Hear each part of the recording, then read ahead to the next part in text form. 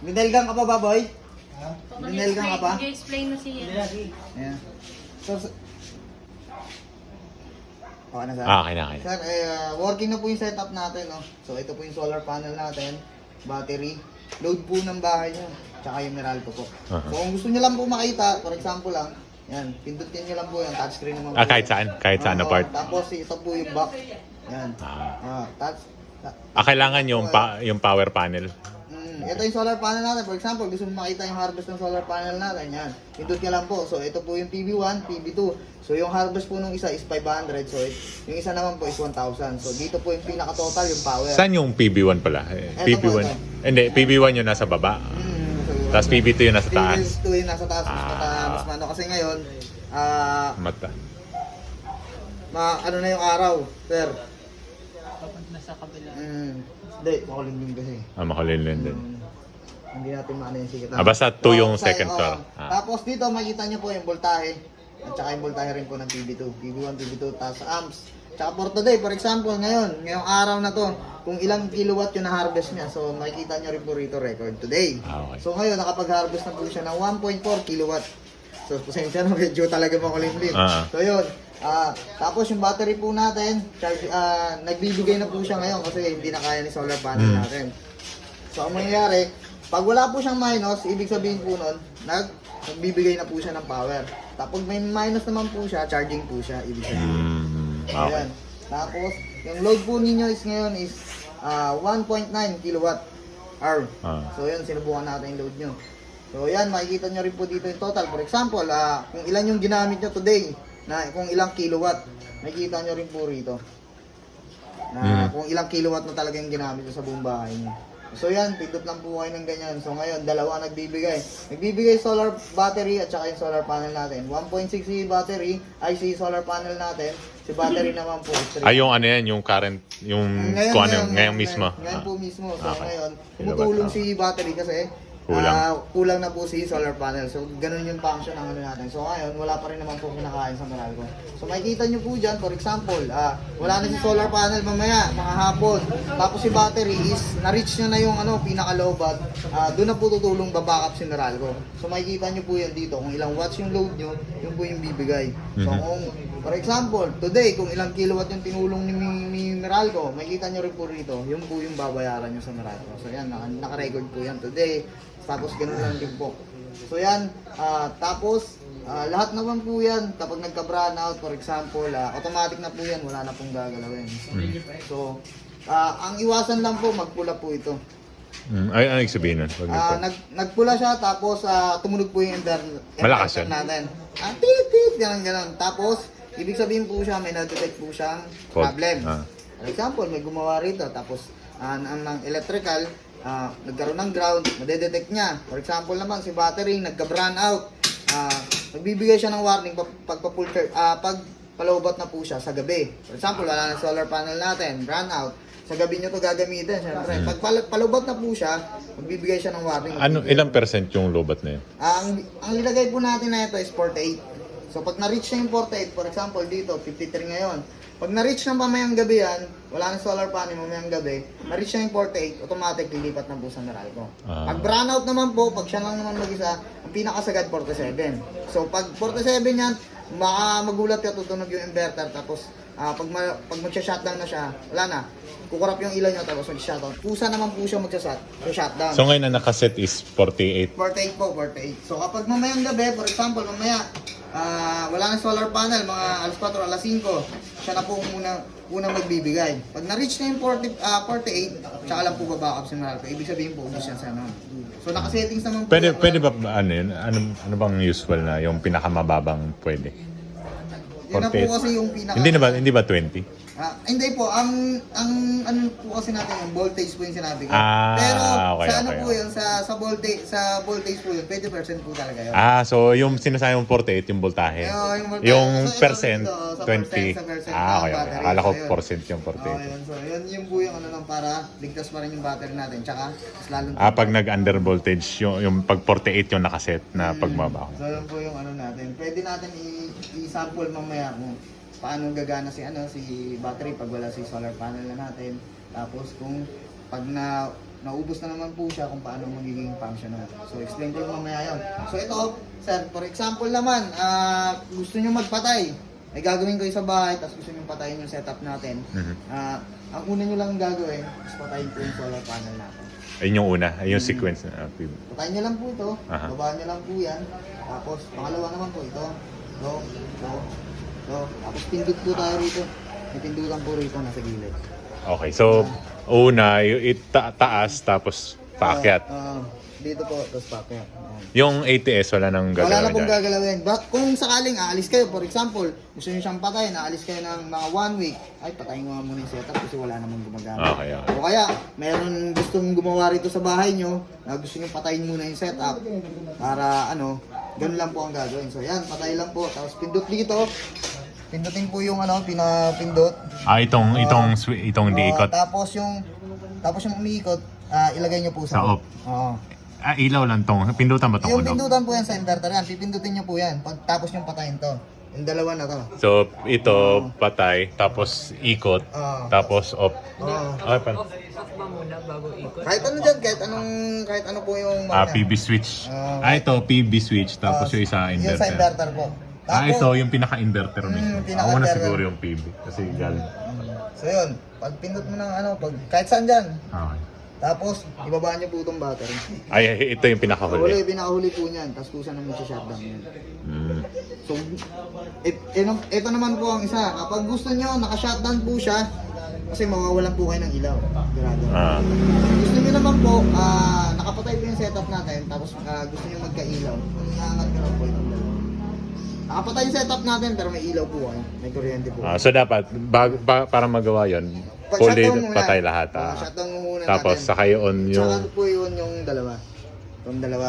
yung grid on, tsaka ito load po yung Meralco nyo, tapos ito po yung load ng bahay. Okay. So, on nyo lang po yan. Pero shutdown na po yan, hindi na po bubukas yan. Bali, hindi na nadaan sa inverter. So ngayon, bubuksan nyo naman po. Paano natin bubuksan? So, ang una naman po bubuksan, battery. Paikot, pabaliktad. Pag bukas mo ng battery, pindot po kayo rito. Yung tapos antayin nyo pong mag-normal, umilaw po ganito. Hindi. Siguro almost mga 3 minutes to 5 minutes. Okay. So Basta lumabas yung pag ganitong... lumabas yung ganyan, lumabas yung ganyan. Basta lumabas na po siyang ganyan, nakakulay blue. Pag lumabas na po yan, nabasa na po yung battery, iangat naman po yung panel natin. Angat na po yung panel natin dalawa, tapos pihitin po natin yung on. So, di ba? On. Tapos yung inverter on. Pindot, tapos antayin pong umilaw. Pag normal, mga 3 minutes to 5 minutes po yun. So, tapos pag nag-normal na po siya, bukas naman po yung yung panel. Panel. Tapos, speed po. breaker. Tapos panel switch. Okay. Grid inverter tsaka load inverter. Teka, tapos mo muna yun. Hindi na yan. Yan po yung sunod, madam. Ito na po yung sunod. So, pagtapos po nun, nakaangat na to, di ba? For example, nakaangat na to. Angat nyo lang po yan, yung dalawa. Tapos, aantay ulit po kayo ng 5 minutes, mababasan nyo na po yan. Magiging ganyan na po yung setup. Teka. Di ba natigil tayo dito? Switch, on. Tapos, for example, nakaangat to, or nakababa man, unahin mo pa rin to, taas, Grid on. taas, tapos taas. Yan. Sunod-sunod na tong lahat. Sunod lang po yan. So, yan. So, ito switch, tapos on, hintayin mag-normalize. Tapos sunod-sunod na yung PB po, sa tama ito. po. For example naman, paano nag-working yung setup natin? For example, mamayang gabi, mamayang hapon, mga lasing alas 4, mahina na po sa solar panel natin. So, ang tutulong po ngayon, si battery naman po. So, patayin ko po yung panel natin para makita nyo lang po. Ayan. So, pangalawang magbibigay, yung battery breaker, yung battery naman po natin. So, magbibigay na po siya. So, ayan. So, mamayang gabi, pag naubos na po siya, pag na-reach na po yung, yung 48 volts, lilipat na po sa Meralco. Ganito po ang pwedeng mangyari. Nakikita nyo po dyan sa pinatay po natin yung battery. Tapos yung... So, ngayon, kukuha na po siya sa Meralco. So, yun ang magiging natin, magiging setup. Pag kinabukasan naman po, malakas ang sikat ng araw. Kung kaya lahat ng solar panel, i-provide yung load nyo, tapos may sobra pa, charging yung battery natin. So, for example naman, baka magulat po kayo, sobrang tirik ng araw, sobrang lakas ng tirik ng araw, tapos, sige, buksan ko lang yung natin. Sobrang tirik ng araw. Tapos, baka magulat po kayo. Sobrang tirik ng araw. Tapos yung load nyo po mababa. Tapos full charge si battery. Sabi nyo, bakit sobrang tirik ng araw, bakit ganito lang binibigyan ng solar panel natin? Kasi, wala na po siyang mapagbigyan. Kumbaga, wala na siyang mapagbigyan ng energy. For example, bababa lang. Nasa ano lang po yung ano nyo. Ganyan, 2,200 kilowatt. So, sobrang lakas ng araw, kaya niya mag-harvest ng 4 kilowatt, pero full charge na si battery. Ang binibigay niya lang is 2.2. Tatapatan lang niya. Tinatapatan niya lang po, yung iba nun tinatapon na. So, yun. So, yun po yung ano nun, baka magtaka po kayo kapag tarik ng araw. So, ganun po yung setup natin ngayon. For example, ngayon, yan. Mahina na talaga siya, 1.6, sabay tumutulong na po si battery. Ayan. Tapos mamaya yan, kapag naghapon na, si battery na po yan. So yun lang sir, wala na pong ibang gagalawin. Pag nagka-brownout naman, automatic na po yan. Mag-switch na po sa ano natin, sa solar natin. Okay. So kapag pag brownout naman po, for example, nag-brownout po siya. May ilaw po ba kayo rito? Papatay po ako ng, pabukas po ako ng ilaw. Para makita niyo lang po kung sakaling magka-brownout. Explain ko na po yun lang. Ay, ta? Hindi pwede mo i-on mo. O, ipindot. Ayun sa ilaw na nasa... Ayan yan, okay. Sako po ng ano natin dito yan. Dito, sa atin yan, Wi-Fi kasi yan. Nakaset na 6. pero kuryente dito. Dito yan. Correct po. For example po, nagka-brown out. Ano lang po, manual lang po to. Okay. Pag nagka-brown out po siya.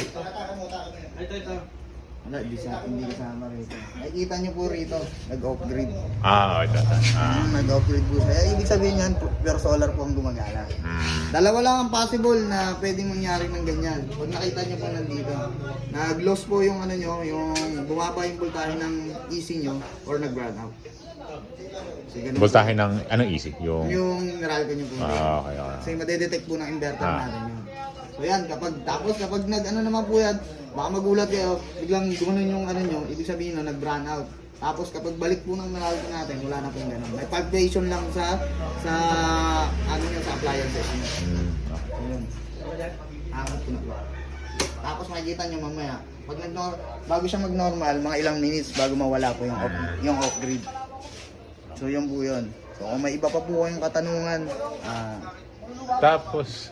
Kasi ito yung galing ng ano no, yung grid, yung galing metro, tapos ito yung papunta sa bahay, yung isa. Ay, ito, bahay, tapos ito yung galing metro. Apo, load po ng bahay niyo, tapos yung sa Meralco. So ito po yun. So, on grid natin, sinalpak po natin dito. Kumbaga dito sila nag-combine. Kumbaga dito sila nagsalubong po yung setup. Okay. Tapos ano itsura nung ano doon, nung breaker doon? Itong dalawa pupunta doon sa breaker. Apat po siya pupunta ron. Apat na, tama. Dalawa po siya, pero apat na wire. Yung taas doon galing Meralco, tapos yung baba. So ganito po yun. Pwedeng masilip natin. Ganyan. Ano?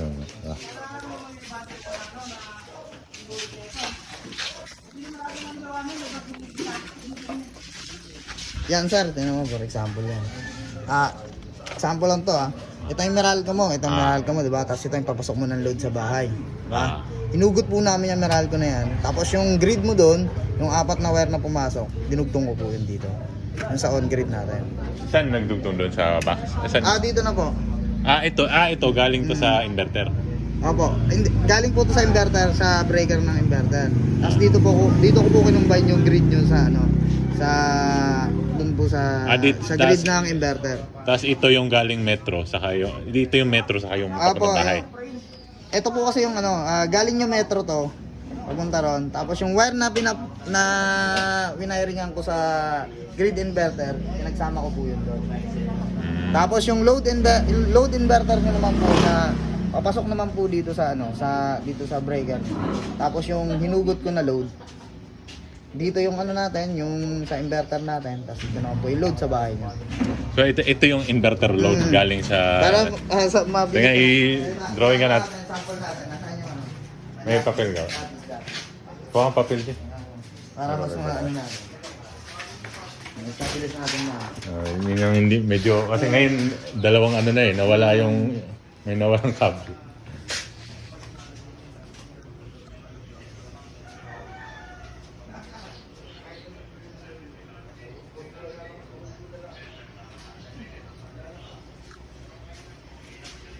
Kahit scratch ano?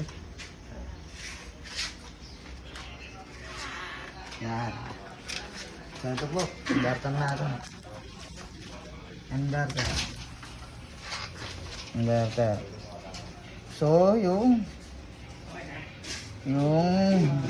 grid load pala dyan na nagkabal na load. So sabihin natin 2 line po yan, tapos yung grid 2 line din po yan. So ito po yung Meralco nyo, papasok ng bahay. Breaker. Ito po yung Meralco nyo. Meralco. Sensya na, tapos load po ng bahay nyo, papasok ng bahay. Papasok po ng bahay. B. Yan. So ngayon, yung inverter natin, lindoon po natin ng ano yan, yung grid po natin, yung sa inverter ko, mapapupunta po yan dito. So tatanggalin ko po yan. I-combine ko po yan dito. So nagsalubong na sila. Tapos itong load naman po na wire ko, no, yun po ang ipapalit ko sa hinugod ko po doon sa grid. So yan. So ito, wala na yan. So dito na sila nagsalubong. So parang siningit yung inverter sa pagitan ng Meralco. Yun yung sasabi ko. Ito, kaya may breaker doon, yun yung nasa gitna na breaker. Okay. So yan. So yun po yung ano. So ito pala is yung breaker sa pagitan ng inverter sa ng bahay na. So may breaker ka na dyan, may breaker ka rin sa inverter natin, may breaker ka rin sa bahay. So yung unang breaker galing Metro is yung nandito. Yan. Tapos pag-slice ko po noon, di ba yung apat na pumunta noon, pag-slice ko noon, yung grid inverter natin na wire, sinama ko po dun sa Meralco. okay. Tapos yung hinugot ko po na wire ng Meralco, yun naman po ang ipapalit ko dun sa papunta nun sa breaker mo, papuntang load ng bahay. So yung galing Metro, diretso dito. Diretso. Hindi dumiretso doon. Hindi po diretso. Okay. Ang nagkita po dun sa may breaker na yon, yung load po dito ng inverter, papunta dun sa bahay niya. Ito yung bali yung nasa taas ng breaker is yun yung load ng inverter, tapos ito na yung papuntang bahay. Basta yung ano lang po, yung ganyan. Bakit po, tatlo yung conduit na pumasok? Hindi rin alam yung luma. Hindi kasi naghiwalay sila doon, madam eh. Yung hiwalay kasi yung wire, binugtungan lang namin. Pero ang pumasok lang po talaga dyan. Kung naghiwalay lang sila kasi yung pagtanggal ko, hindi na umabot yung isa. So, hindi nga po umabot. Kaya ginawa ko, tinatlo, dinugtungan ko po siya. Kaya naging tatlo po yun. Apat lang talaga. Apat lang po yun. Apat lang yung nasa breaker. Apat lang nasa loob. Kasi paghugot, yung load nyo po rito, lagyan ko flexible hose. Tapos yung pag-connecta ko po nun, lagyan ko po hose. Tapos yung grid ko, galing naman sa labas. Nagsalubong naman din sila. Teka, So, ito yung galing ng Metro, no? Galing Metro. So, parang nakiraan lang to, hindi siya nag-terminate sa breaker. Ito, yan. Ito yung Metro, galing Metro. Ito yung Metro. Yung isa naman po na isang flexible hose naman po, galing naman po sa inverter. So parang yung dumiretso siya. Opo, yan. Dito po sila nag-combine. Tapos yung load nyo po na papunta ng bahay, dito ko na po nila. Binugtungan ko lang po. Tapos Okay. yung dalawa na papunta na rin po sa load, dito ko naman po nilagay. So yun. Yung load na galing inverter. Galing na inverter. Okay. Yung isa kasing flexible hose na to, is galing po okay. doon. Ito yung daanan pagitan nito sa kanan. So, apat na kable yung... Apat na kable po yan. Ito. Okay. So, ito naman po yung yung load mo papunta sa bahay. Bahay. Tapos, Okay. yung isa naman po yung grid. Metro inverter sa bahay. So, kaya naging tatlo. Kaya medyo magulo. Pero, madali lang yan, sir. Basta ang ginalaw lang natin is yung bago mag... Bago po So ngayon naman para malaman niyo po na accurate po yung setup natin. Zero po yung grid niyo po doon. So dapat zero rin po doon sa kontador niya. Ibig sabihin po, wala pong kinakain sa kontador. So pupunta po tayo sa kontador. Para makita niyo po na accurate yung setup.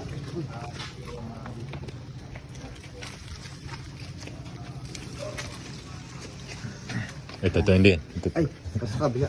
Yan, kapag hindi gumagalaw. Yan. Yan. Sa kabilang kontador pala yung pre. Yan. Yan po, nakita nyo. Hindi po siya gumagalaw. Tama po. Kunin mo yung number niya kamo. Ayan. Ayan, di siya gagalaw. Yung plato. Oo, ano po yung... So kapag pinatay ko yung solar natin yan, gagalaw yan. Okay. Yan. Yun, makikita nyo, wala pong kinakain doon. So, wala rin kinakain sa Meralco. Accurate po yung setup natin. Ayan naman po. Sige. Ayan. Okay na, nakahanap ko. Congratulations, sir.